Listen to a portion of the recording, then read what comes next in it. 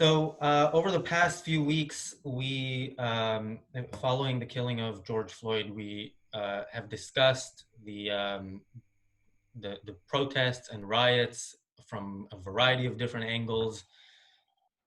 Today, we're going to discuss it from a much more fundamental angle, which is, the protests are against the alleged systemic racism in the U.S. and elsewhere. What we hear, racism being thrown around quite a bit. What we don't hear is a very clear definition of it. For example, if you want to be anti-racist, is doing what Uber Eats, for example, did in the name of anti-racism, which is publish a list of Black-owned businesses. Is that a way of fighting against racism? I would question that, but clearly it's not a controversial thing what they did. So it is considered anti-racist, and to understand whether it is or not, we will need to define racism and talk about it in a more fundamental level. And to do that, we have two guests today. We have Dr. Andrew Bernstein, who, if you've been to this meetup before or have seen our stuff on YouTube, you probably will have seen him. He is the author of numerous books. I usually have the most recent one here as a prop, and I do have it actually as well. But when I was looking for it, I also found a bunch of others. I'll hold them all up and recommend that you read them all. Oh, you've got a whole Bernstein library. Good for you. Oh, yeah. And it's not even complete, by the way. There are more books that I don't have with me here. So, and we have, for the first time, although hopefully he will also soon have his own playlist on our YouTube channel, Dr. Aaron Briley. Dr. Briley is a fellow and research associate at the Objective Standard Institute, and he is the host of the Critical Insights show on YouTube. I want to thank you both for joining us, and you will each have some opening remarks, and then we'll go to the audience for questions and comments. Well, it's great to be here, as always, Razi. Thanks, Andy. Thanks for having me. I'm sorry, what did you say? I just asked if you wanted to kick us off with some opening. Oh, I don't want to kick anybody, but yeah, the racism. Oh my God, what an enormous topic. I mean, we need to start with a rational definition. Going back in the great tradition of Socrates, Dr. Briley and I both philosophers. We know Socrates sought rational definitions for key moral philosophic concepts. And amidst all the horrors of the world, it's always good to celebrate these heroes who've done such positive things. And Socrates certainly started an important tradition here. Racism, I mean, to put it simply, is thinking in racial terms. It's thinking that race matters.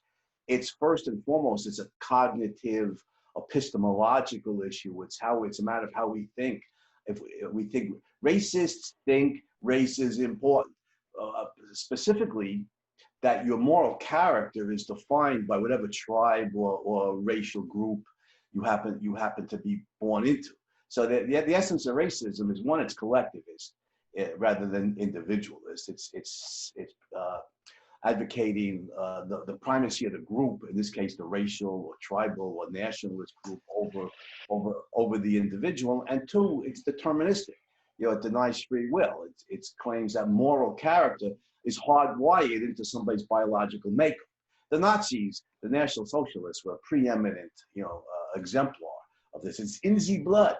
That moral character is simply hardwired into somebody's biology.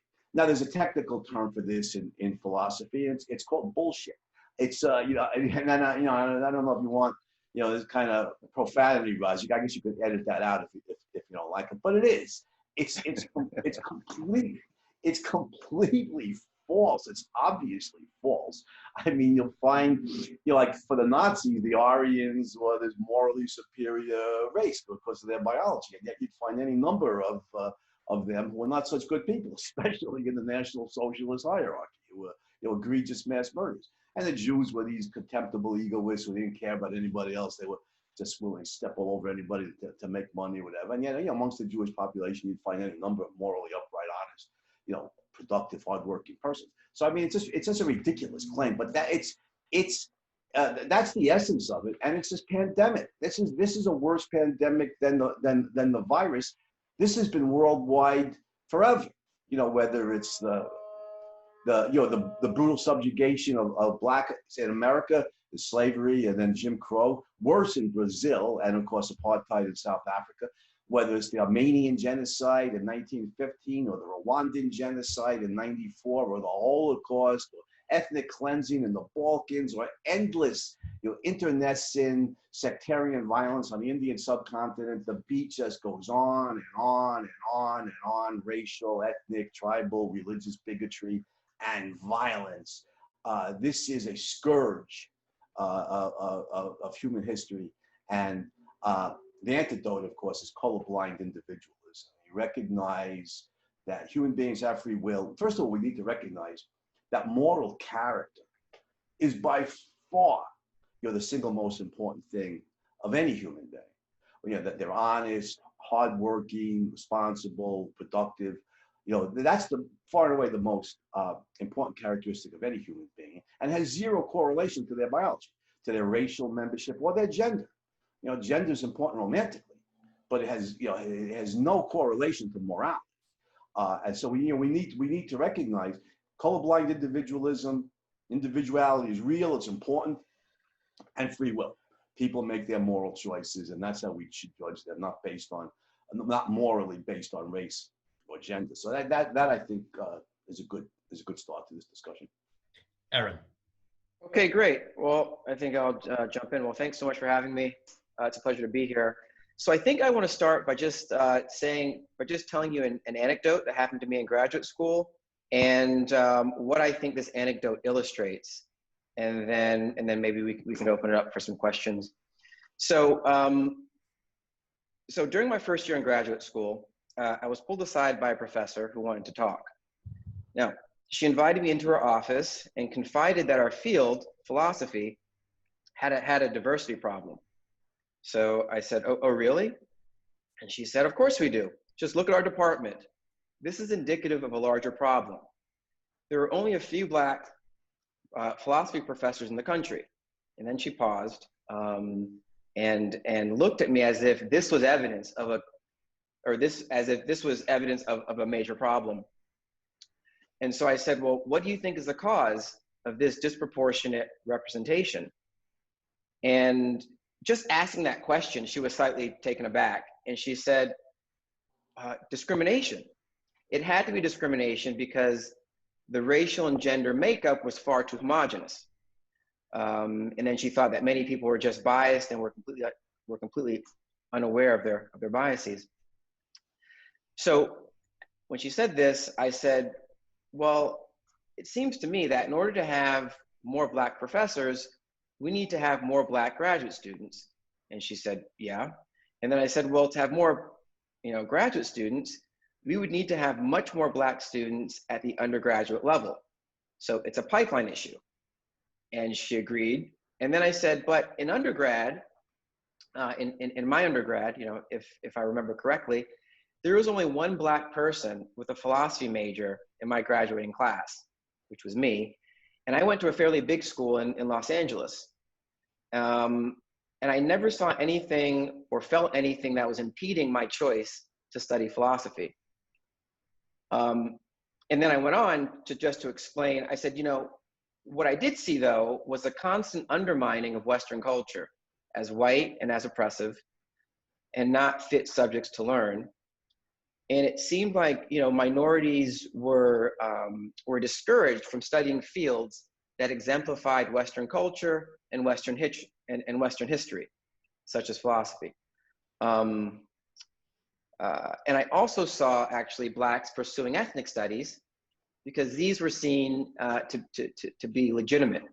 No one ever questions why a Black student studies African American studies, but they do when he studies Aristotle, unfortunately.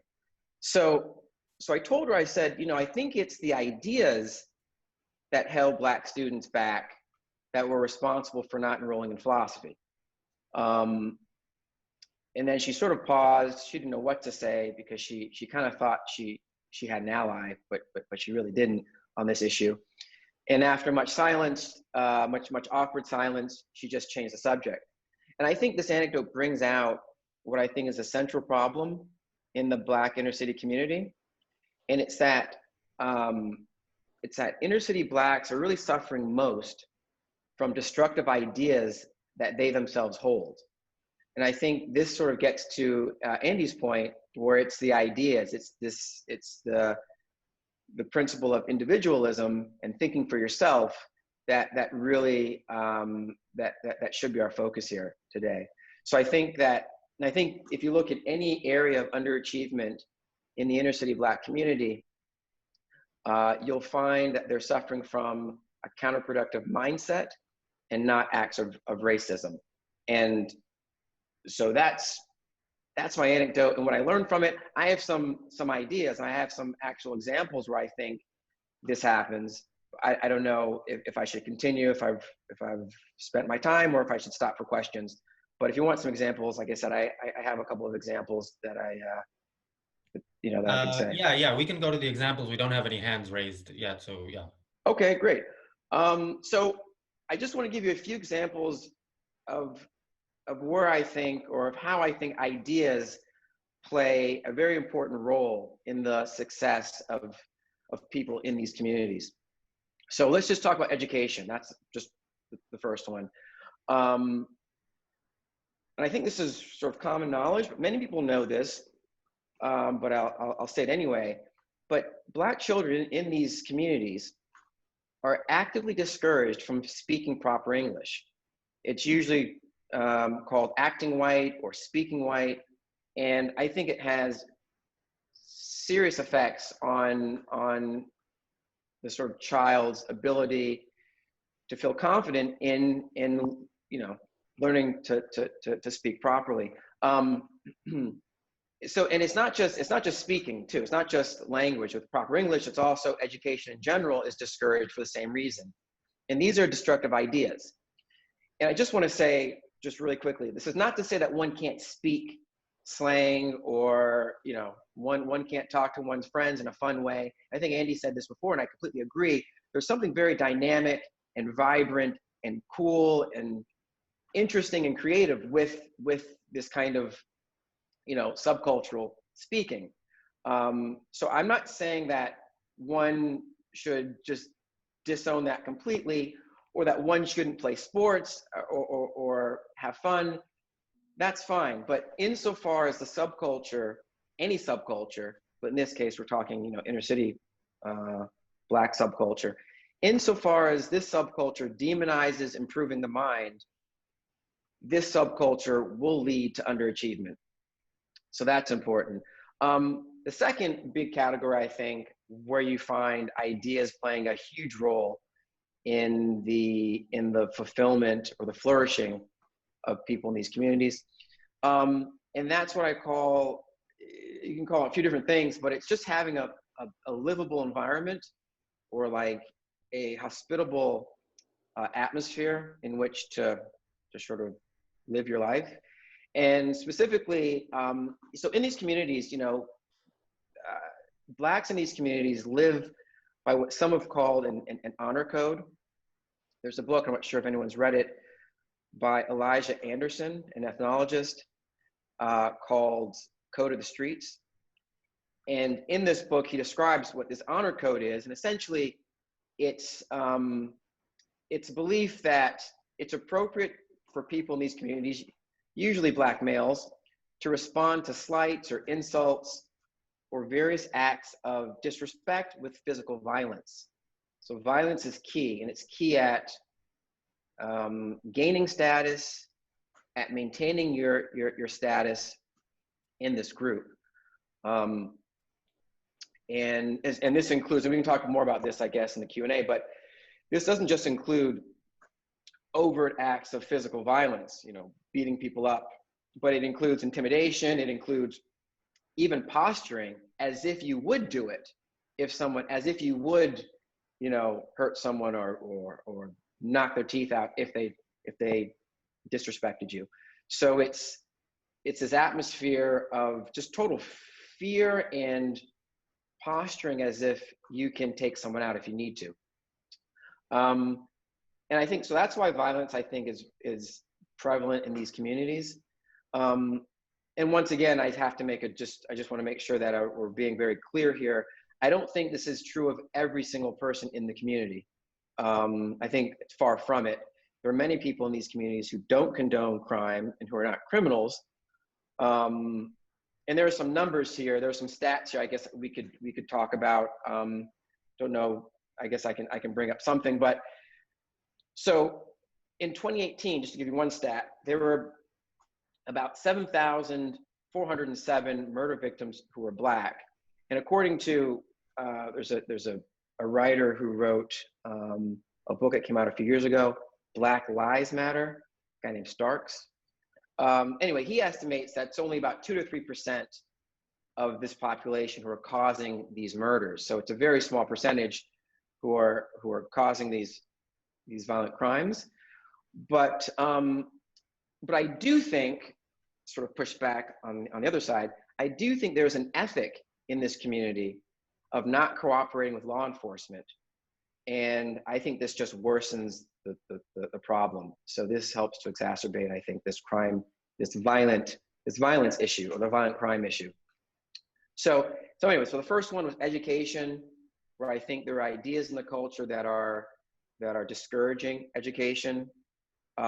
Livable environment, I just think that there are ideas in a kind of culture, an honor code, so to speak, of that promote and condone violence. And the third thing, which I think is probably the most destructive and the most detrimental, is what I call Black tribalism. And this is just the view that once again, I think Andy touched on this already, but it's the view that the defining part of an individual's identity in these communities is his or her race. And to this extent, they're actually just followers. They're not really leaders of their own lives. So, and I can talk more about all these issues later, but I'll just conclude with this. I think that any proposal that doesn't address the destructive ideas in this community really should be rejected on the grounds that it doesn't address the central issue. And the central issue, once again, is it's to unleash the mind. It's that because there are seriously destructive ideas in these communities that need to be disowned. So I agree with you, Aaron. Before we get to questions, Razi, can I say something else? No, I agree with you entirely. I think, if we look at observational reality, and I know, leftist intellectuals and journalists, push this story that of pandemic white racism is still continuing in the United States. Don't do that. But white racism is still around. But if we go back to the heyday of the civil rights movement, roughly 60 years ago, it has died. It's dying. It has dwindled dramatically over the last 60 years, which is good news. And in my essay on racism, I gave an abundance of evidence to support that, especially the rise of an educated, affluent Black middle class in this country, which would not have been possible under the systemic racism of the Jim Crow era, but also tens of millions of white Americans. The hoopla for Obama in 2008 was unbelievable. Tens of millions of white voters, voted for Obama, and the statistics show, was it 9% of white Americans today oppose interracial marriage? I think 18% of Black Americans. So there's a ton of statistics show how severely white racism has dwindled, which is good news. Now it's still with us. We still see the Klan still exists. It's tremendously depleted, fortunately, but still exists. There's still some cops who are probably racist and violent, although I think most cops, are doing a tough job, and I think they tend to be honest, good guys. So anyway, so white racism is still around. Now, if there was, here's the main point I want to make. If there was a God, and I don't believe there is, but if there was a God and he came down to me and he said to me, Bernstein, I know you care about Black lives and you care about all innocent human lives. So I give you one power. You could do one thing to improve lives for Black Americans. It wouldn't be to try to extirpate the rest of white racism, although that's certainly a good thing to do. The one thing I would do is what Dr. Briley's talking about: go into the hood, these high crime urban neighborhoods, wave my magic wand, and get these kids, these gangbangers, to reject the idea that education is only for whites and Asians, and to embrace the idea that education and the development of the mind is for all human beings, and inculcate in them magically, with divine authority backing me, that they love the mind, they love Atlas Shrugged, they realize the mind is mankind's means of survival, all human beings, and they embrace education. I think that's the single most important thing. The mind is mankind's means of survival, and it's too often rejected, and rejected by highly intelligent individuals. Aaron, made the point before about the colorful language. I love Ibon, what they call Ebonics, and as a just a way of talking. Obviously, you want to learn to speak and especially write grammatically, But I love the colorful, robust vitality of the of that language. The vivid metaphors, the very clever schemes, and a lot of rap. I mean, you're talking. This is a sign of high intelligence, and here's a tragedy of highly intelligent, generally males, young boys, and black teenagers in their 20s who reject, highly intelligent individuals who reject the mind. It is a tragedy, and it's worse than a tragedy. It leads to the atrocity of this off-the-chart homicide that, these gangbangers. I mean, I've seen reports from police, guys who were veteran police officers who had interacted with these gang members in numerous ways. One, by arresting them for various crimes, but two, also by doing social outreach. And this one veteran cop from Gary, Indiana, said that over and over and over again, he heard from these kids they didn't expect to live to be more than 18 or 19.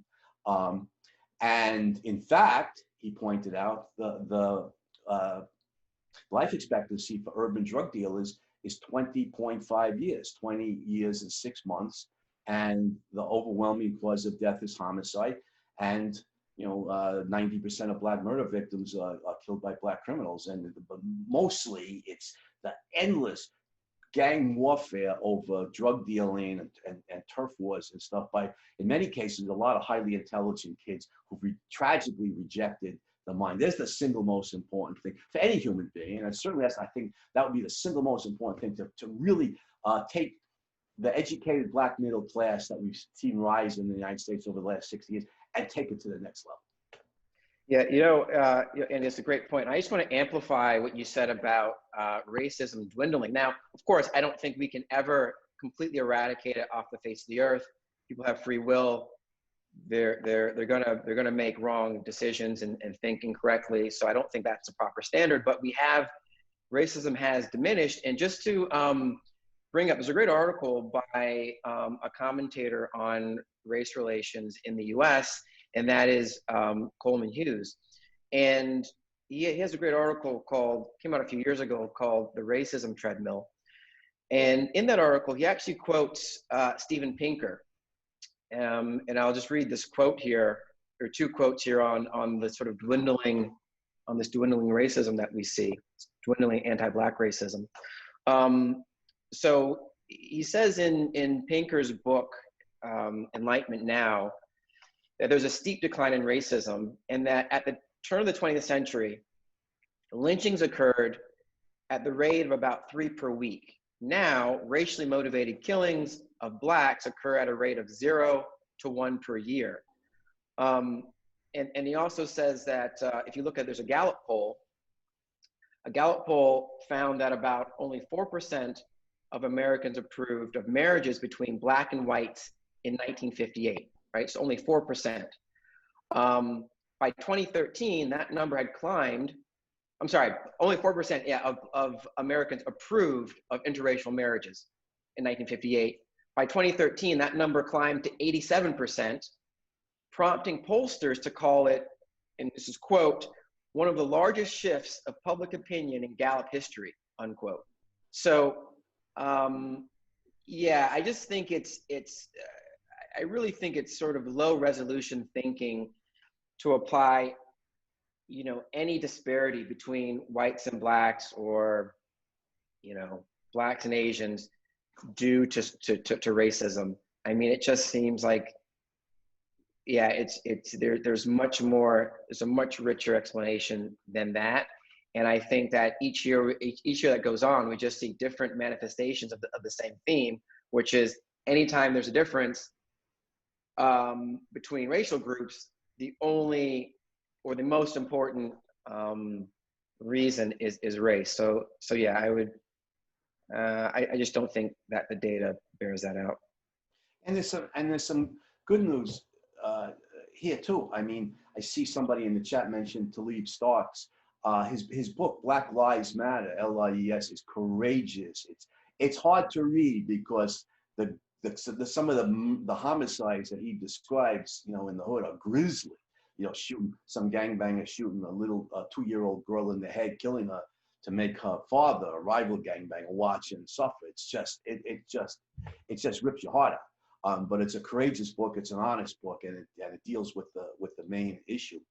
And by the way, I see there's some of my Black libertarian conservative friends who, and or objectivist friends. Some of them are religious, some aren't. But there's a new film out, Uncle Tom. You guys, familiar with it? About the? I've seen that. It came out on June 19th, on Juneteenth, last Friday. Have you seen it? Is it worthwhile? I think it is. Yeah, it is. It's interesting. It really follows. It sort of follows the history of, certain Black conservatives on where they were prior to their kind of conversion. So they were liberals. So I think it's really focusing on this political shift, where you have a lot of Black liberals switching to Black conservatism, and it just explains how they were disabused of all these horrible ideas, and how they were pressured in many cases to believe the sort of liberal point of view when it came to success and poverty and all these issues. I look forward to seeing it. You know, I see Larry Elder and Candace Owens, who I love, and I know Razi's not as enamored of her as I am, but I love Candace Owens. I think she has a lot of energy. Actually, I think Candace Owens brings a lot of energy to the debate. I think she's she has a lot of positive qualities, and so so I think she has strengths and weaknesses like everyone else. But as far as at least bringing the message to a lot of Blacks in the States that maybe you should try to think for yourself, or at least question some assumptions. I think she's good at least bringing that message. Now, whether she goes a bit far or whether she's not as precise as she could be in certain formulations, I think that's worth a discussion. But she has really created a movement. I mean, it's pretty impressive. She's a courageous, outspoken, spokeswoman for real anti-racism. For being more individualist and not just going with this this collective, blind collective, like you said, having this tribal mindset. Doesn't hurt that she's so pretty either. Yeah, I'll give you that. Yeah, she's pretty and she has energy. But the problem is she's bringing, basically, she's answering, the left's racism basically with a form of racism. She's very, very focused on showing that Black people can be conservative. All right, if you understand free will, then you appreciate that, and you don't need Candace Owens, shoving that type of collectivism in people's face, I think. And because she is doing what I think is more, at home on the left, from supposedly an anti-left position, and she quotes Rand, in between her collectivistic tweets. That's why I have a very serious problem with her. But we will get to the Candace Owens debate. I mean, I think that's another thing we promised to do at some point. Okay. Yeah. Now, before we get to the Q&A, I have a question, because Dr. Briley, you mentioned this conversation you had with a colleague who said that philosophy departments have a diversity problem. I agree with that. I just think of it Yeah, yeah, they sure do. in a different way. But just that conversation as you described it, I'm thinking, if this was me, if somebody pulled me aside and said, we don't have enough Jews, we need more of you people, basically is what that conversation is. And unless, by you people, the person means somebody with ideas like yours, I would not have been as calm as you were and had a conversation over something like that. I don't want to say what I would have said because Andy already put us on the explicit content catalog on Spotify, but yeah. That stuff could be deleted, can it, Razi? Yeah, we don't want to, we don't want to be accused of censorship. So. Well, I give you permission to delete the BS word if you want. Yeah, but to your point, Razi, yeah, how did I keep my calm, or why wasn't I a little bit more outraged by this? Was that the idea? Yes, and is this sort of anti-racism, racism, basically, something that is a part of the experience? Because from afar, that seems to be the case. Well, yeah, that was my experience.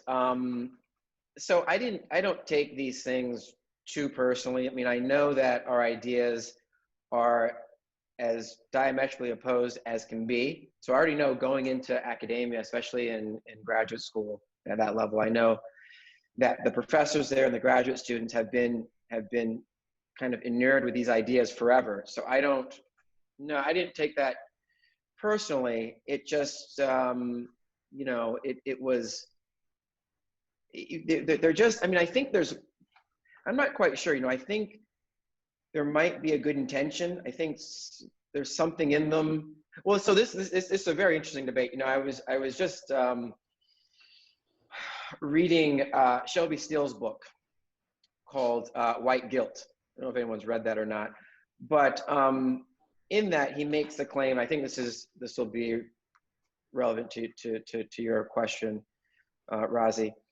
In this, he talks about white guilt, and for him, white guilt has nothing to do with real guilt whatsoever. White guilt is just it's a deep desire not to appear racist, and this is by institutions and it's by individuals, and so they want to distance themselves, and they being, it's hard to know exactly which whites we're talking about here, but the idea is that people want to distance themselves from this charge of racism.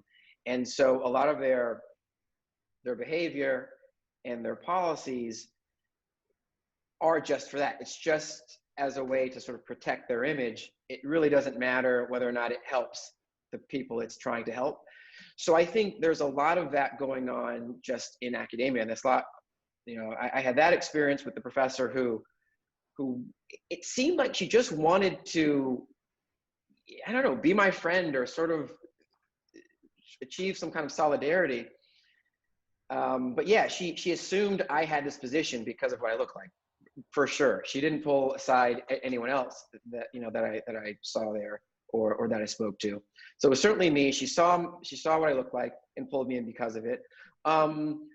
Let's see. I was also concerned too about even applying into graduate school, because they have so many different ways to diversify the student body. So they're bringing in people. So I'm always aware when I'm filling out forms, we have to check the box, to not check the box. And I remember we had this what was it? It was an internal evaluation. We had someone else from the university system come to our department and analyze our department to see if it met certain measures. And one of these was a diversity measure. And the report came back, and there's all this sort of controversy over it. And some of the graduate students actually saw this report. We weren't told, but it came back that our department was severely, I don't know, sort of undiversified. It was severely like monolithic. And someone in this meeting said, no, but we have Aaron. No, we actually have someone. We have a black. And they're like, no, we don't see. It doesn't show that on our data here. They said, but we do have it. And they didn't know what to make of it. And so they're arguing with this outside evaluator. And then when they finally got back and they looked at the files, they realized that I didn't check the box. I didn't check. I just put, I declined to answer. So that's why they were being criticized for this, and they were enraged. So anyway, there are a lot of examples like that that came up. I was getting a lot of invitations to these like collectivist, these sort of socialist rallies. I was getting a lot of invitations to speak, you know, at these diversity summits and all these things, which I actually didn't do. But yeah, I think I found it quite a bit for people who wanted to, I think, get to the point where we didn't have to focus on race, or where we wanted to get to a point where you could treat people equally. I saw that there just wasn't that going on. I was being treated a bit differently, mostly from the other, you know, white. Actually, it was both. I guess it was both white and black students and faculty. But yeah, it happened quite a bit. Well, I encourage everybody to always tick prefer not to answer when they ask your race. We have a few questions in the chat, but before we get to that, we'll go to Bob, and then we will go to the chat questions. So if you do have a question and you haven't asked it yet, you should raise your hand now or post it in the chat, because it'll take a while until we get to it. Bob. Okay, one quick comment about interracial marriages. I'm in South Carolina, and we moved here about 15 years ago. You know, South Carolina is where the Civil War started, and yet I've seen more interracial marriages in South Carolina than I did when I was in New Jersey for the 30 years before that. My second longer comment was about systemic racism. There's a sense, well, the major sense is that it's a false charge, but there's a sense in which it's true. And the truth is that if there's any law that makes you fill in those boxes, then that is a systemic racism. The system is the government. The government's the only one that can force you to do something. And so there's something in the system that forces you to be knowledgeable about your race and about other people's race. And I think that the reason we haven't seen even more of a decline in racism is that the Civil Rights Act had that extra anti-discrimination clause in it that forced people, government institutions, to be cognizant of race. So I like to tell that to anybody who charges us with systemic racism, to point out that what the systemic racism really is. That's a good point. Go ahead, Aaron. Oh yeah, I was going to say thank you for that. Yeah, yes, I think you're absolutely right. I mean, I think having these laws here that actually prefer, you know, when you have these diversity requirements, it seems like you've actually codified looking at race and making race a factor, which is the same thing we're trying to get away from. That's why it's so ironic, and it's tragic, really. So yeah, I completely agree with that. And I guess I have some more to say. I mean, I wanted to say something about well, I'll just wait for that later. I'm going to talk about a completely different issue. But anyway, were you going to say something, Andy? Or? Yeah, I mean, Dr. Stubblefield made a good point here. It's a very good point. Race matters. Race is important, right? That is the essence of racism. Whatever emotion is attached to it, maybe there are people who are sincerely benign, you know, and wanting to help historically oppressed minorities, but it's still you know, racism is an intellectual issue. It's a way of thinking. It's not necessarily bound up with hatred as an emotion, although it certainly leads logically to that. But this, yeah, you guys are right. This diversity mentality is a form of racism. It perpetuates racism. And ironically, when I talk to such people, most of whom in the universities are white, some of them are, you know, black, or Asian, Latino, but, you know, they'll accuse me, you know, I'm like strongly exhorting an attitude of colorblind individualism, and they accuse me of being a racist. I go, yo, what's wrong with this picture? You're the one to whom race is important. You're the one to whom race matters. The essence, the antidote to racism is very simple to understand. For some people, it seems a lot harder to apply, but it's very simple to understand. And that is, you recognize that race doesn't matter. It doesn't matter. Morality matters. Individual choices matter. Race doesn't matter. It's so pandemic worldwide, has been. I pointed out in my essay from Yuval Harari's book *Sapiens*. It probably goes back to the dawn of humanity as we know it.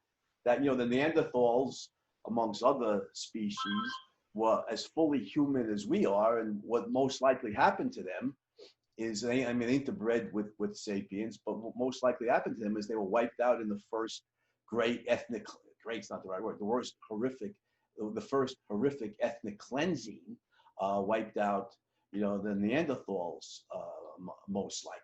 And so, this kind of tribalism, speciesism, racism it's just throughout human history. And it's not necessarily connected to hatred as an emotion, this view that race matters, but it leads logically to it because, there's our tribe on this view, there's our tribe or our race or our biological group, and then there's the other.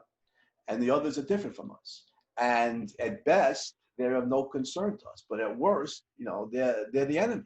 And certainly people throughout history and continue to this day all over the world view members of other tribes or other biological groups as the enemy, and then they just war.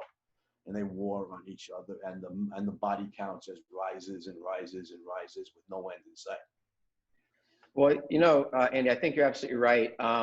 We're getting to a different definition. Like the definition, it seems to me, to be non-racist has changed. It's not sort of Martin Luther King's view where you're just sort of looking at the content of someone's character.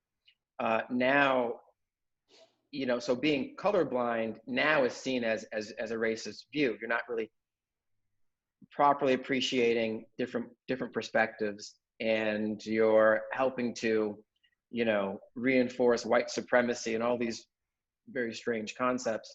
And I think the same thing you can see if you try to criticize culture. Right. So if you try to criticize the culture of some of these areas, you'll also face that same charge of being a racist.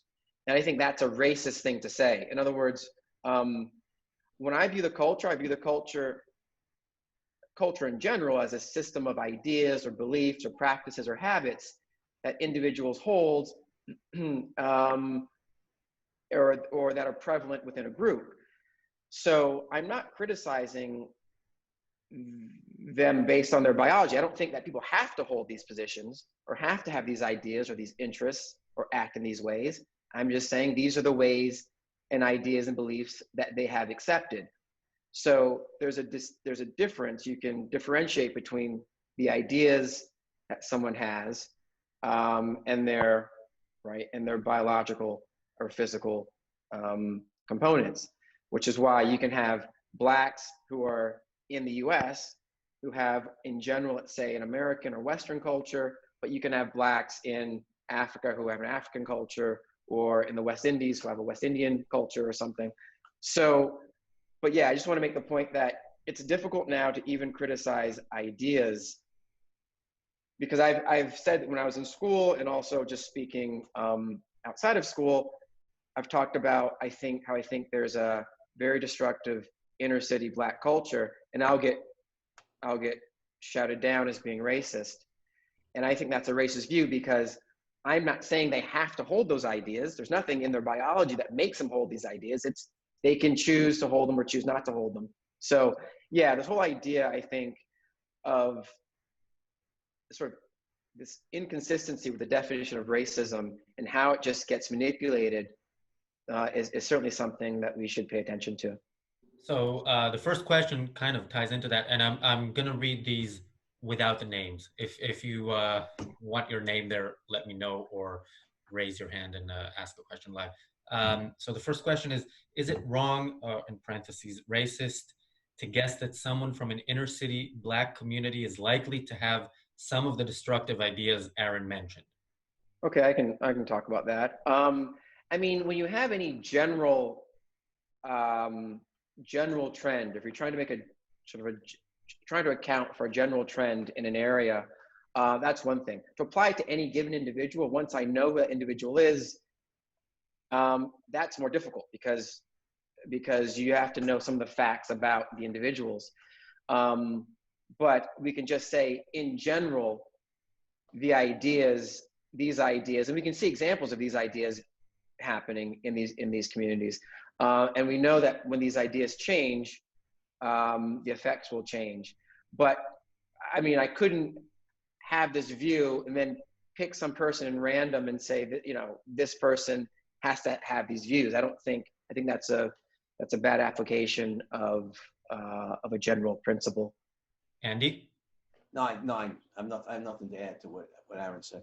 Yeah, I agree. I think it's the same as if, you know, if you go to a, you know, upper middle class neighborhood and assume that all the, you know, teenage kids are in Extinction Rebellion. They might be, but it's yeah, you shouldn't assume that. So the next question, can you comment on the old conservatives' view that welfare undermines and keeps Black people down? Destroyed families, fatherless children has been prevalent problems, and it is becoming a problem for whites as well.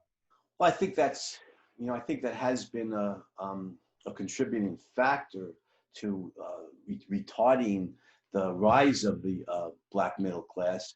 We've seen, you know, the educated Black middle class shoot up enormously in the United States, and I think it could be even more rapid. But I think the welfare state is a contributing factor to why it isn't.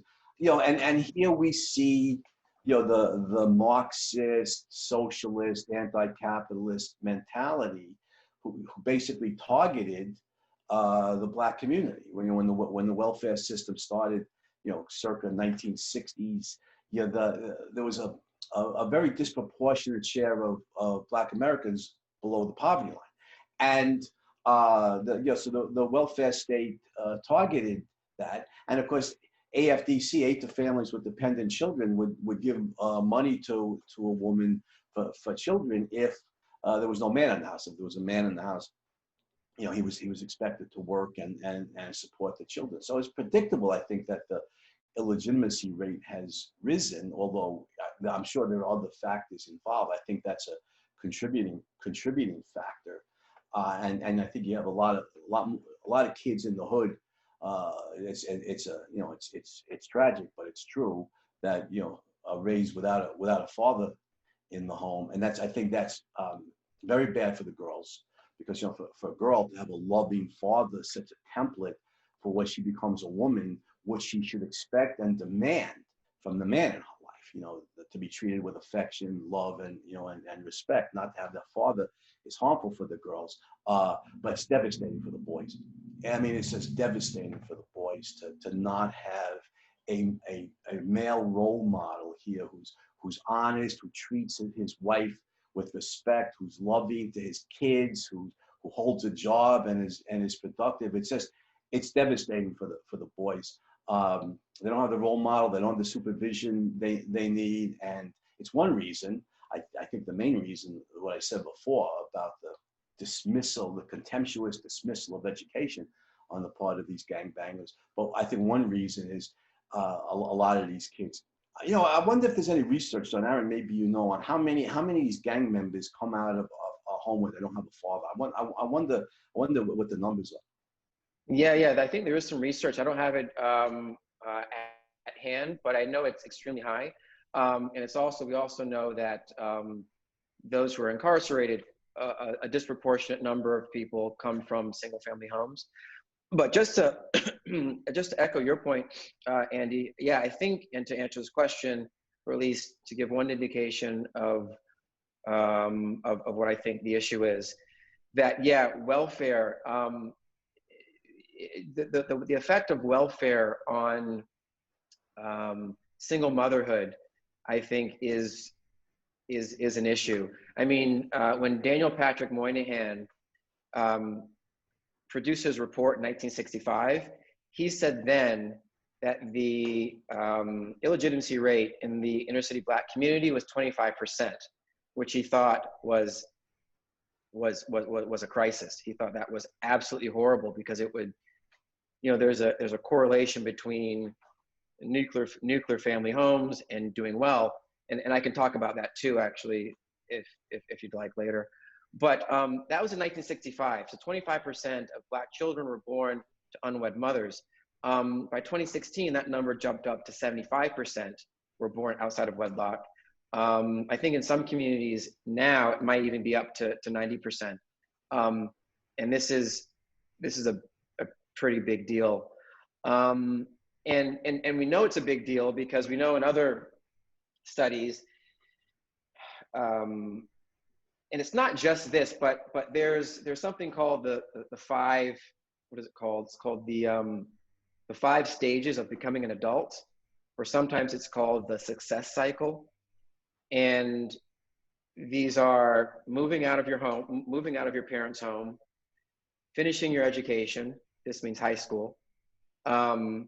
It means getting a job so you can pay for your bills, so being financially independent, getting married and having children, in that order.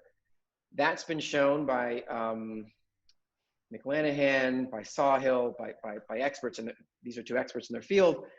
That's been shown, just doing that alone has been shown to reduce poverty almost completely, if you look at that.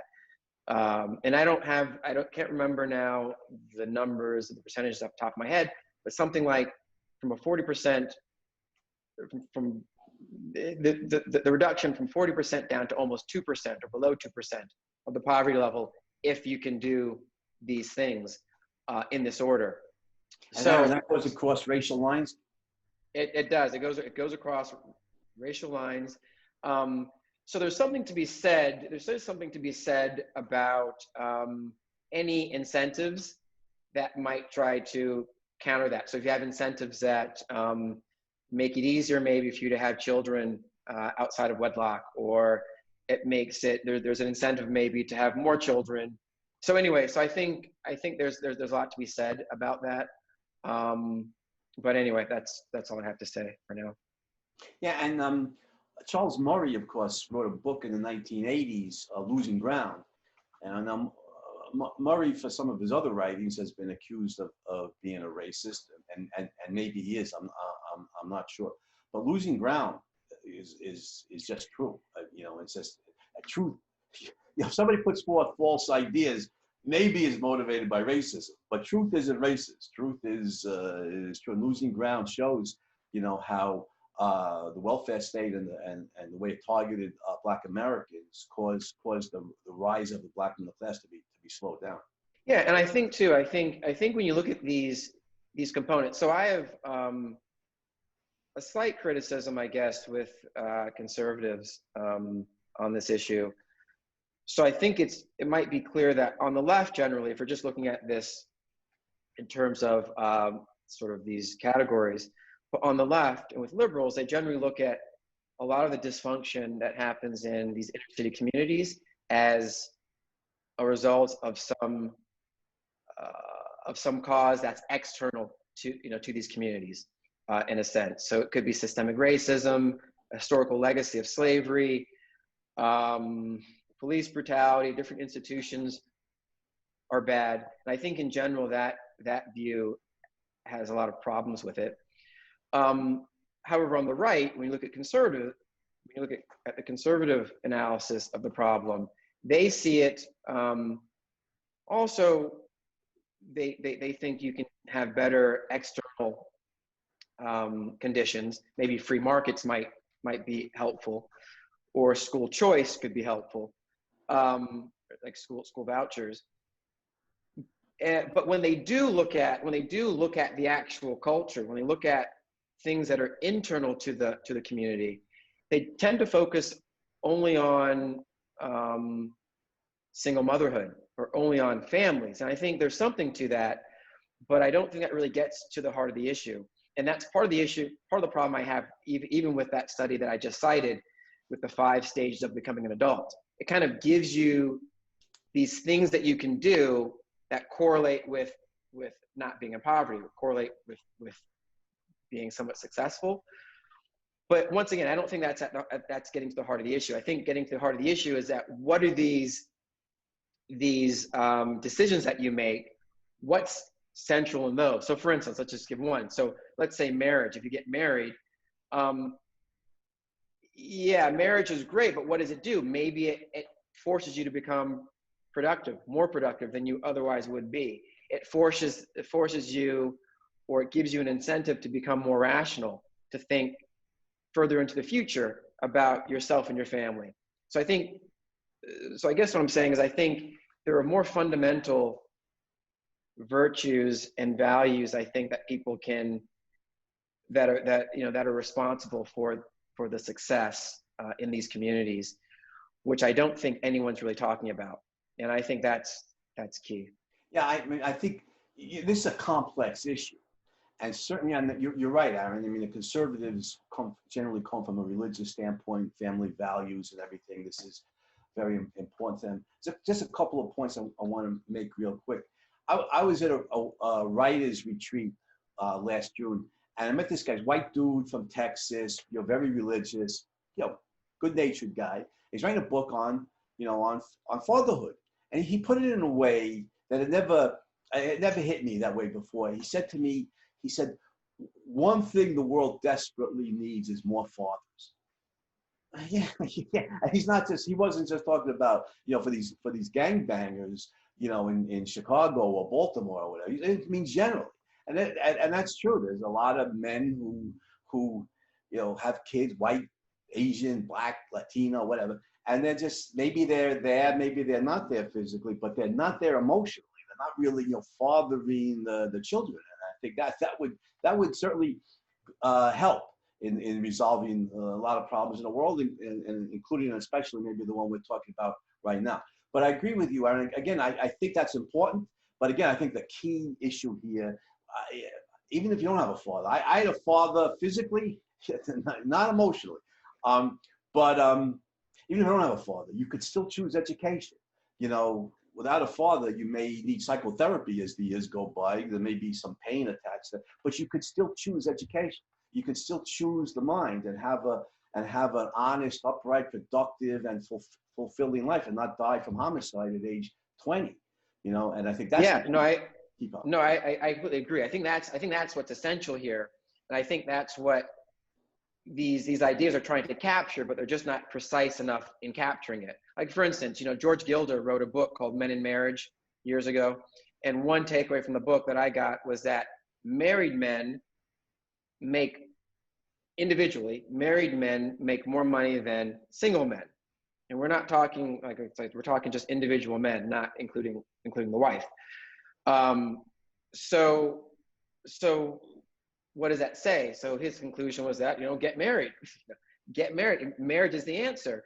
And I think it's more of what you're saying, Andy. It's not fundamental. What's happening here is that the married men are either working harder or saving more because they have incentives to do so, maybe because they have someone who's depending on them. So the issue isn't just getting married. The issue is more fundamental than that. It's productivity. It's being industrious, or working hard, being rational. So I think there are a lot of more fundamental values that are taking place that are kind of encapsulated in these ideas of, well, just get married, or I don't know. Just if you're gonna have a child, make sure that the father's there, or have a father in your life. I mean, these are helpful, but fundamentally, it seems like there's something else going on. Yeah. Let me say one last thing quick on this. It's why in my essay on racism, one of the policy recommendations I made, I pointed out the American public school system is a shambles. It's just absolutely a shambles, and it's been getting worse steadily for 100 years, going back to John Dewey and the progressives. And I'm writing a book on that. But one thing it's a Herculean effort to clean the Augean stables of American education. But one thing we could do is use phonics and only phonics to teach reading, immediately jettison every version of the failed whole word method, and start in kindergarten at age 5. Not have to wait till first grade and age 6, and have these kids read exciting kids' books. Peter Pan or The Secret Garden, or maybe some book about, about Black heroes who overcome great obstacles to achieve real achievements. And you have these kids at age 5 in phonics. Using phonics, you could teach a kid to read in a matter of months. And you have these great stories, which shows the kids that there's fun stuff in books. It motivates them to want to read books. And then the whole world of books is open to them. And I think, every kids at age 5 and 6 learning that their mind is efficacious. They have more confidence in their mind. They can read. And I think you'll see as they grow older, we're talking about improving situations in the Black urban neighborhoods. I think you'll see more and more of these boys embracing education as they grow older. Fewer and fewer of them rejecting education. And that is to me, Ayn Rand's absolutely right. In every conceivable context, the mind is mankind's means of survival. We have to embrace it. Otherwise, we're a rational animal if we embrace rationality. If we reject rationality, we're just animals. Yeah, I agree. So the next question in the chat, I'm glad you mentioned Talib Starks. I watched an interview with him the other day, and he discussed that if you accept the idea of systemic racism, it reinforces a why bother trying mentality. The idea of systemic racism seems to have been fervently accepted by the masses here in the UK. How can this be challenged at a large scale? I'm not seeing what was it, systemic racism? The question is, how can the idea of systemic racism be challenged at a large scale, having been accepted? Okay. Well, I think we go back to Socrates. I have great admiration for him. The first thing is define the term. I mean, systemic racism, what does that mean? I mean, I think, and I don't think we have to look that far to see what it looked like. The Jim Crow South, in the early 20th century was systemic racism. Apartheid in South Africa was systemic racism. The Nazi anti-Jew laws, was systemic racism. And use the Jim Crow example because that's the one with which I'm most familiar. You had you legalized state-mandated, state-enforced segregation. And so blacks couldn't attend the white schools, they couldn't go to the white universities, they couldn't live in a white neighborhood, they couldn't be served or waited on in white stores or white restaurants, they couldn't, date or marry a white man or woman. The worst of all was that in any violent confrontation with a crazed white mob, which happened repeatedly, innocent Black Americans could not depend upon law enforcement to protect them from these crazed lynch mobs. As very often, law enforcement and state government officials were actually part of the Klan, part of the lynch mob. That's systemic racism, where it's government enforced, and if you break the law, you go to prison and or you're killed. Now that, of course, you want to suppress a group of people, blacks, or Jews, or whoever it is. This is what it takes. If you have a relatively free society like in the United States today, where there's no Jim Crow laws, there's no institutionalized racism in that, and no powerful institutionalized racism in the sense that there's nothing that could stop a determined Black individual in the United States today from getting an education, having a productive career, and leading a fulfilled life. Where the racism that's built into the system, institutionalized, built into the governmental institutions, like the Jim Crow laws, or Jim Crow laws is a good example. It completely prevented, well, not completely. There was still amazingly, Blacks who managed to rise. I mean, the Tuskegee Institute in Alabama, was thriving at the turn of the 20th century. Booker T. Washington and George Washington Carver, great minds doing great work, even under this horrific system. But it made it enormously difficult, for Black Americans to get an education and rise. And that's systemic racism. We don't see that in the United States today. We don't see it in Great Britain, to the best of my knowledge. That has been dying in Western world for decades now. Yeah, and just to add to that, I think that we would have to probably challenge some of the assumptions behind systemic racism. And well, first we have to understand what it is. But if it is defined as some kind of statistical disparity between groups, whether that's in education or if it's whatever it is, getting a home loan. I think this assumption really depends on the idea that different outcomes, different statistical outcomes means that there is racial discrimination. And I think that's a false assumption. You can have different statistical outcomes and have absolutely no race whatsoever. And as a matter of fact, this is exactly what we see, because we can look within groups, within racial groups, because no racial group is completely homogenous. But we can look within racial groups and see that there's a difference even within the groups.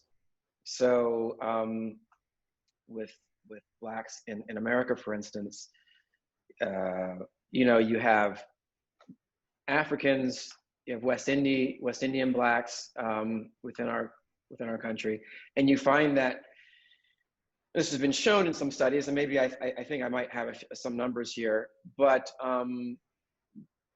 the differences in outcomes, in educational outcomes, for instance. Now, I think I might have something here with education. I'm sure if I can pull it up. I don't know if I have it right in front of me. And I might not. But my idea, I guess my general answer is to challenge this assumption that I think drives this systemic racism argument, and that is that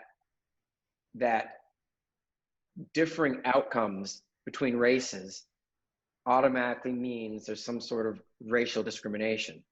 That does not by itself mean anything. And let me see if I can get that. Where is that? I don't know if I actually have it here now. Yeah, I don't see it here. But anyway, but I guess I just wanted to bring up there have been studies to show that, and I believe this is from Thomas Sowell's work, to show that graduates from Ivy League schools, there's a disproportionate number of Africans and West Indian graduates who are Black, who are ostensibly Black, graduating from these schools than American Blacks. So you can't just look at Black students graduating from some of the Ivy League schools as one homogenous group, but there are differences even within the group. Like I said, most being of African descent, that is Africans and West Indians. So, and I think I remember reading this back in 2004. So I'm not sure if the numbers still show this, but at least that's what it was then. Yeah, just add one point here. Maybe my favorite Thomas Sowell book, and I have about a dozen of his books in my personal library, is Ethnic America, where he goes through all the different ethnic groups in the United States and their history. And he pointed out there, Ethnic America was published, roughly 1980, so that's 40 years ago already. But he pointed out that second generation, he was using the term West Indian. I think the term today is Caribbean, whatever. Okay. But yeah, West Indian or second generation West Indian or Caribbean immigrants have higher incomes than whites, which was that's interesting. I mean, how'd that happen? Under systemic racism, that wouldn't be possible. Now I'm guessing here because I don't know them. I don't know the truth. I'm just speculating. I'm guessing that the West Indian or Caribbean families probably emphasize education, strongly, and the kids probably worked hard in school and did well, and then a lot of them probably went on to college. That's a guess on my part, but Aaron, do you know the truth on this? Yeah. Well, I know something. I mean, just to sort of quote this article again, which I think is a very good article by Coleman Hughes called the Racism Treadmill. But it looks at, it's not just within the Black community. This is within all sort of ethnic groups. But in this article, he quotes saying that, a cursory glance at the mean incomes of census-tracked ethnic groups shows that Americans of Russian descent out-earning those of Swiss descent, who out-earn those of British descent, who out-earn those of Polish descent, who out-earn those of French descent in turn. And anyway, so this is something that that I think happens in many different groups. But just to say that it's that the systemic issue applies to all the members of a group equally. Yeah, the whole thing I don't think is a really good or careful analysis of what's really happening. I get that. I just want to keep beating on this issue of the mind and education. I just wonder if there's any research that shows that the West Indian or Caribbean immigrants emphasize education in their culture the way Jews do or Asians typically do. Well, that's a good question. The only thing I know on that was what I had from reading Thomas Sowell. And there he just shows that both first generation and second generation Caribbeans or West Indians tend to do better in school. So I guess they would emphasize education more, but there's a piece of evidence. Also, really fascinating, and I recommend Ethnic America to everybody because his chapter on the Italian immigrants, Italians really opened my eyes in a way because it points out you don't have to get an education in order to rise economically. The Sicilian immigrants to the United States tended to reject education until like the 1960s, when you saw like a lot of Italian kids starting to go to college. But the Italians had already risen overwhelmingly into the middle class then, as Thomas Sowell put it, simply by willing to outwork anybody else. Their work ethic was so strong, and they were the Sicilian immigrants and their children. They'd take any job. They'd sweep the streets, they'd clean the sewers, whatever it was, and they would just work harder. And there's a lot of Latino immigrants to the United States. They have that same kind of work ethic. And it's true that education does spur rise into affluence, but it's also true that hard work can lead you into affluence, and then that spurs education, because once the Sicilians made it into the middle class, you start to see more and more of their kids go to college. And it was the same for the Jews. The Jews in the United States, everybody, they're rich. Well, yeah, today they tend to be rich, except for the philosophy professor. But they tend to be rich. But the Jews also work their way up into the middle class by working sweatshops on the Lower East Side. Again, by hard work and these crummy jobs. And it was after rising into the middle class that you started to see all these Jewish kids go to college. And by the World War II, the cliche of the Jewish doctor had become a cliche by that time. But that was after 40 or 50 years of a lot of hard work in sweatshops and various crummy jobs to get rise into the middle class. It's interesting. Education spurs affluence, but affluence also can spur education. No, I think it's absolutely right. I think there is a sequence there of especially immigrants coming over, working hard, conserving resources, living, multiple people per room in an apartment.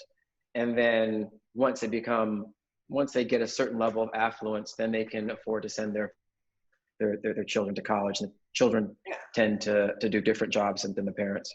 And I think we see that same arc with a lot of Latino immigrants into the country today, who have that same strong work ethic. And I want to point that out to certain people who want to build walls, to cross the Mexican border to keep Latino immigrants out.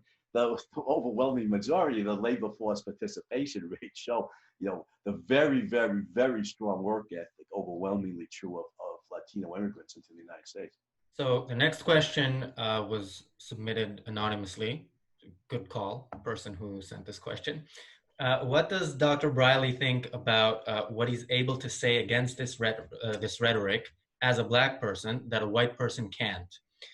Many are labeling such as Black privilege. Does he feel an unfair onus to speak up and stick his neck out on behalf of the rest of us? Yeah, well, I think that's a great question.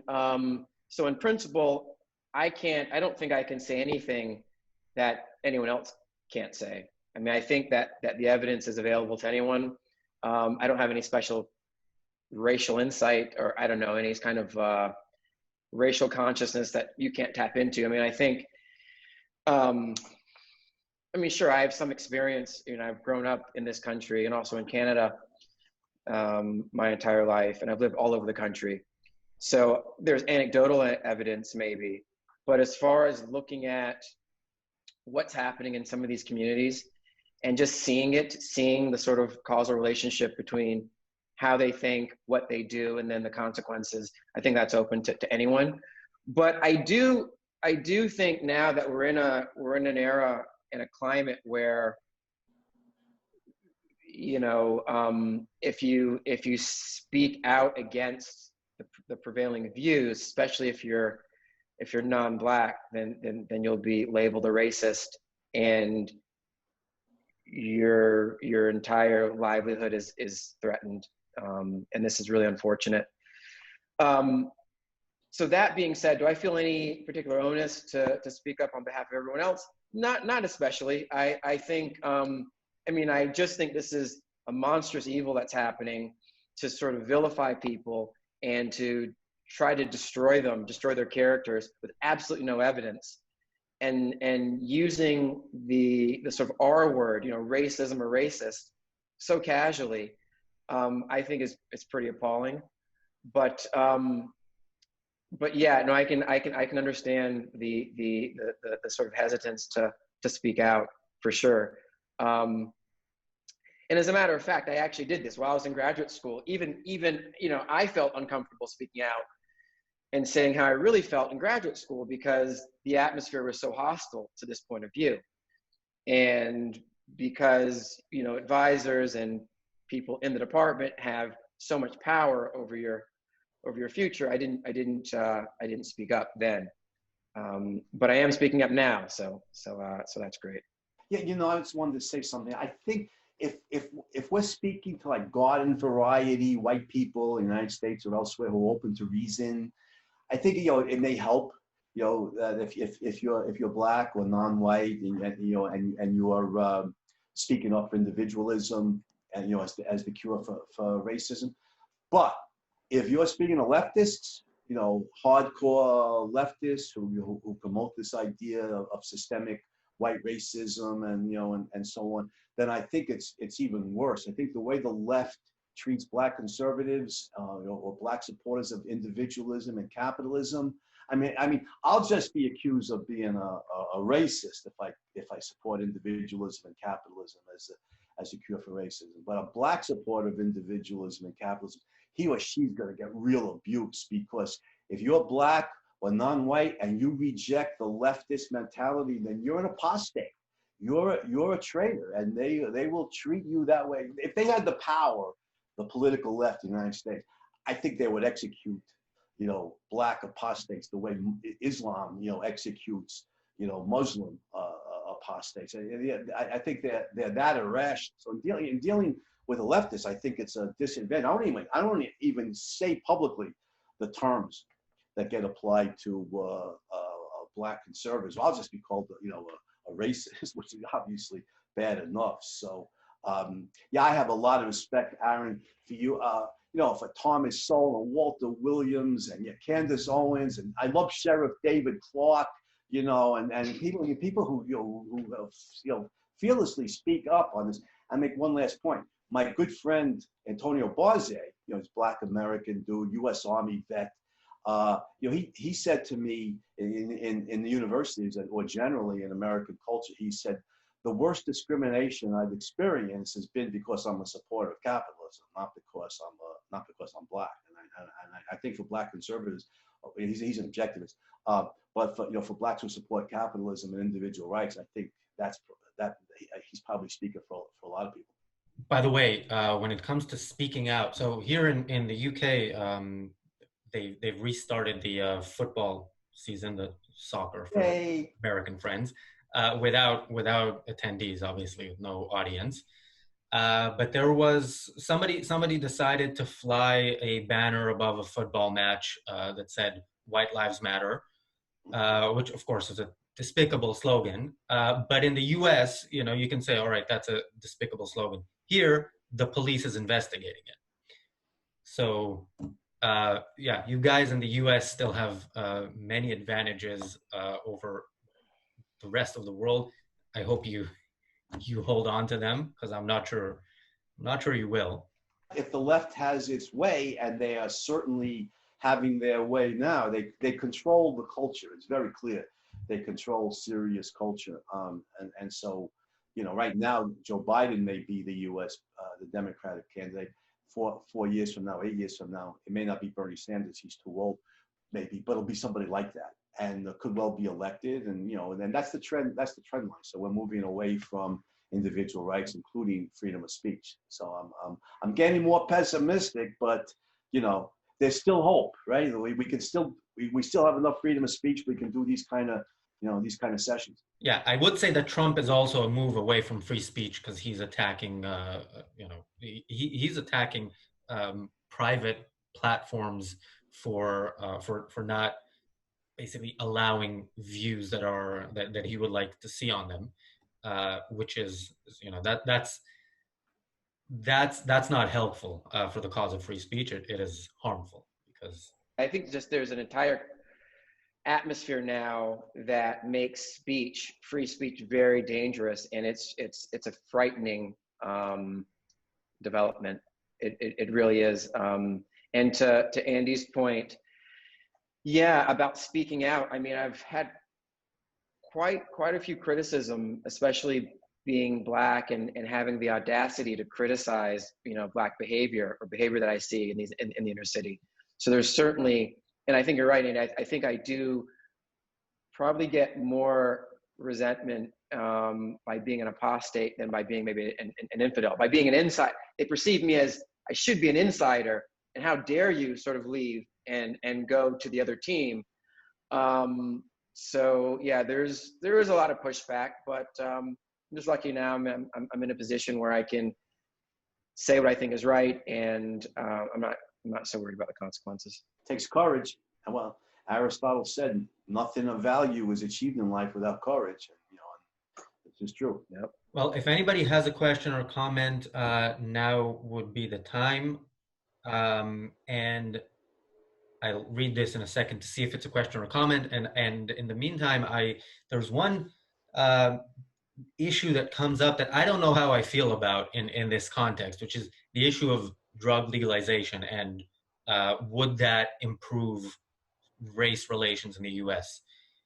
So I want to ask you guys what you think. Race relations? I don't know about race relations, but I think if Black Lives Matter, I think the legalization of drugs as a policy recommendation will help in that regard. First of all, morally, just like with booze, I think it's the right of adults to choose what substance they're going to ingest into their own body and what substance they won't. And it's not for the government to dictate to us what we could do. So I think it's morally the legalization of drugs, just like re-legalization of alcohol by ending prohibition in 1933, was it? I think was morally the right thing to do. And Ayn Rand taught us brilliantly that the moral is the practical. That when you act morally, there's beneficent practical results. And look, some of those results are this. One, by ending the legal war on drugs, it gives further impetus to fighting a moral, philosophic, intellectual war on drugs, and reaching out to everybody, not just with the toxic consequences of drugs. I think we already do that, although we could do more. But the positive consequences of being a clean liver. If you don't die on drugs when you're from coke or whatever, at a young age, look at all the things in life that are open to us in a relatively free society. In education, productive career, romantic love, family, children, travel. You can live this rich life. I think it gives us more of an opportunity by ending the failed legal war on drugs. It gives us more of an opportunity to fight a moral, philosophic war. But another practical result is it disenfranchises the gangbangers. They're making a lot of money dealing drugs, and they're wealthy. They're making money. They have a certain allure. There's a certain wealth and power, that goes to this. And if you could sell drugs in, non-pharmaceutical drugstores trafficked by honest business persons, Jeffrey Miron, the economist who wrote a book, Drug War Crimes, estimates that the homicide rate in the United States would drop from 25 to 75%. Now that's speculation, but we know the homicide rate dropped when prohibition was repealed, because you disenfranchised Al Capone and other thugs like that, you know, and the gang warfare diminished, innocent people caught in the crossfire diminished, the homicide rate came down. I think that would result with the legalization of drugs.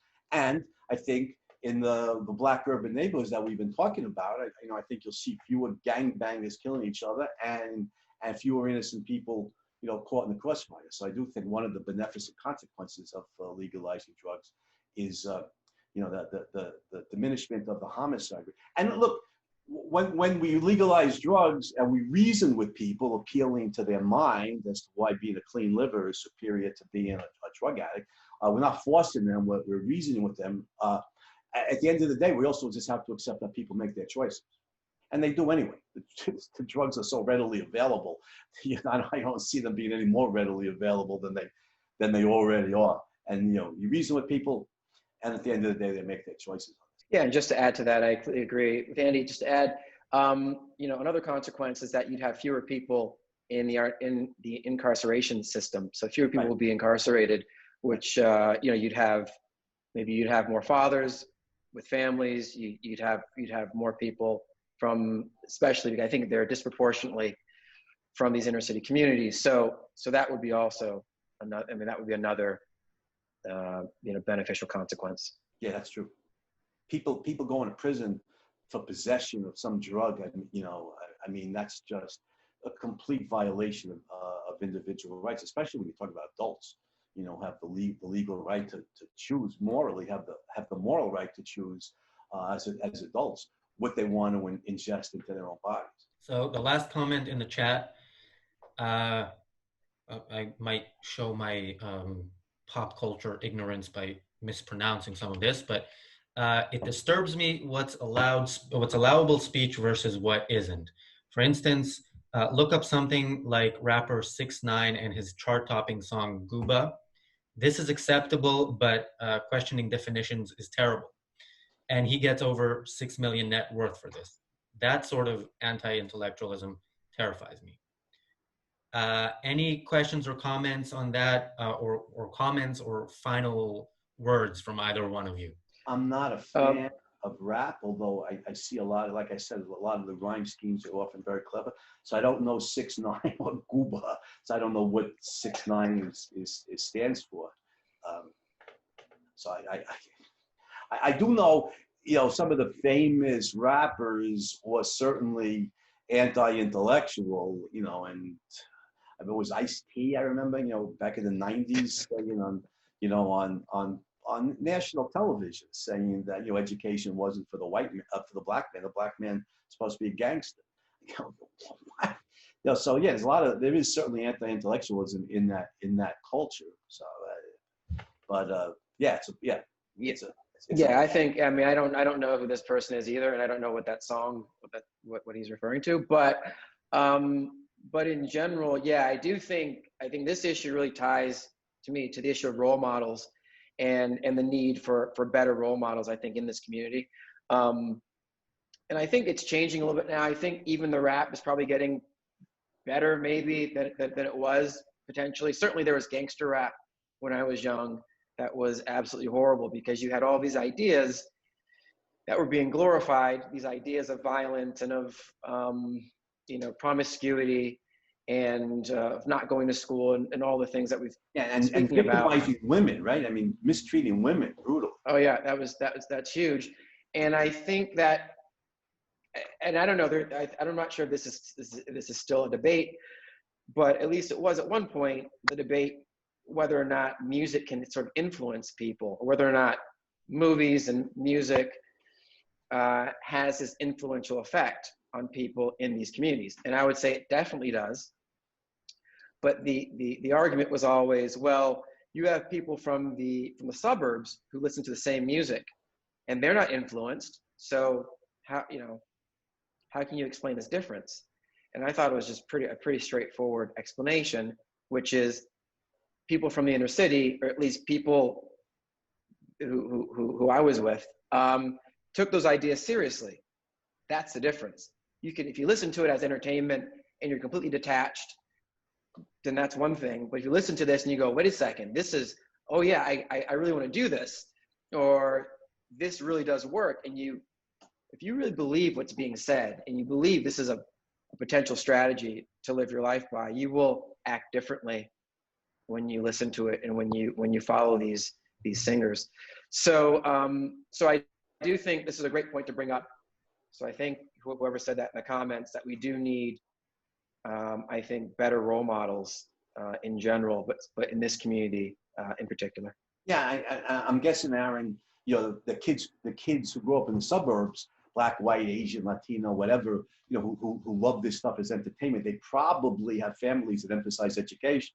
You want to listen to gangster rap, go ahead, but go to school, get an education, go to college, and lead an honest, productive life. Whereas, like you said, a lot of these kids in the urban neighborhoods, they don't have, some of them don't have dads, and don't have role models. You remember Charles Barkley, the great basketball player, I remember causing a stir when he said parents should be role models, not athletes. Now, I don't have any problem with athletes being role models, but the main point is certainly right. Parents should be, the kids' role models. And by far, it's best if you have two parents in your life who love you and are honest, hardworking people.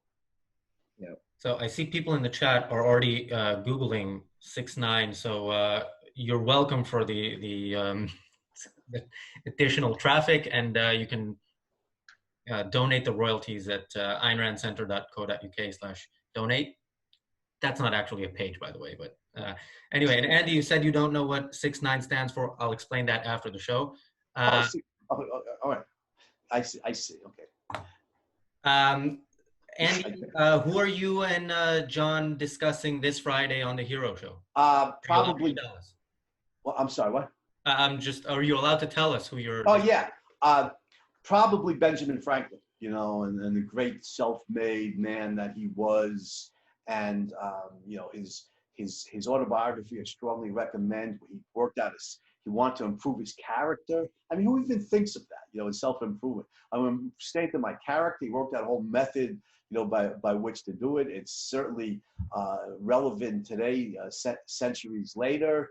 And of course, dealing with the racism theme, Franklin became an abolitionist. He freed his own, so he recognized the principles of the American Revolution were incompatible with slavery. He freed his slaves. He became an abolitionist, headed the Pennsylvania Abolition Society. He introduced a bill into Congress right before he died, first Congress, 1790, to abolish slavery. Unfortunately, voted down by the slave states. But extraordinary hero in many ways. Maybe the quintessential American. Everything that's great about America. And Aaron, anything coming up on Critical Insights? Any new episode? I do. Hopefully, I have a recording with Professor Walter Williams, who has discussed race and racism and race relations for a good part of, 30, 40 years. So I'm pretty excited about that. I don't know if it'll go up on Monday, but that's when we're doing the interview. So I'm looking forward to it. You already have an episode up with Heather McDonald, which I recommend. So I do. That was great. Yeah. That was actually before the George Floyd case, but all of what she said there still applies, and probably even more so now with respect to crime, police involvement, and all the issues that we're seeing now. Heather McDonald, Walter Williams, these are good people, Aaron. Good for you. Great. Thanks, Andy. Yeah, definitely check out Critical Insights on YouTube, and check out the Hero Show on Facebook. And we will be back on Saturday at 8 p.m. UK time, not 7. For Josh Dixon, he's doing another event, The Psychology of Entrepreneurship. His guest is Tal Tzfani, President and CEO of the Ayn Rand Institute. The Daily Objective, if you're not watching our daily Facebook show, you should start. It's a great opportunity. Tomorrow, Raka and Nikos will have Zubi as a guest. And speaking of rap, he's a rapper who probably his lyrics are probably a little bit different from 6ix9ine's, but I will check and make sure that that's correct. And on Friday, we'll have Mark Pellegrino. So I hope you join us all You want to tell people who Mark Pellegrino is? Oh, I expect people to know who Mark Pellegrino is, but he is a very successful Hollywood actor, and I'm sure Nikos will do a proper introduction on the show. And one of the founders of the American Capitalist Party. That's true. Yeah, who wrote their platform, by the way? Yeah, some dude named Bernstein, actually. So yeah, so maybe Nikos and Raka will challenge him on some parts of that platform that I've debated Andy on, but that's for another.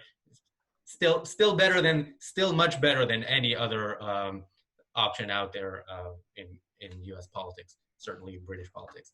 So I hope to see you all Saturday, and I hope you all watch the show every weekday at 6 p.m. UK time. See you soon. Thanks for having me, Razi. It was fun. Thanks so much. Had a great time, guys.